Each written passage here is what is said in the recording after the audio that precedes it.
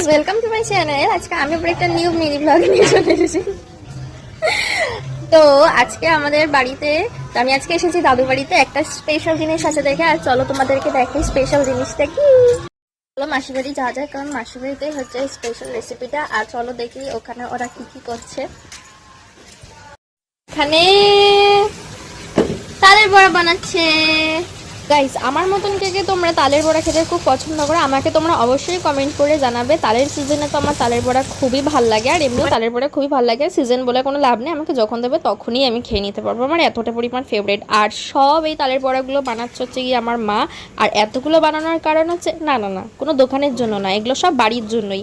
আমাদের বাড়িতে এতজন লোক আছে, আর মেজো মাসিরাও এসছে, তো ওনারাও সব তালের বড়া নিয়ে যাবে, আমরাও নিয়ে যাব। তাই চলো তো গাইস একটু বড়াগুলো খেয়ে দেখি। খুব গরম। তো আমি খেলাম।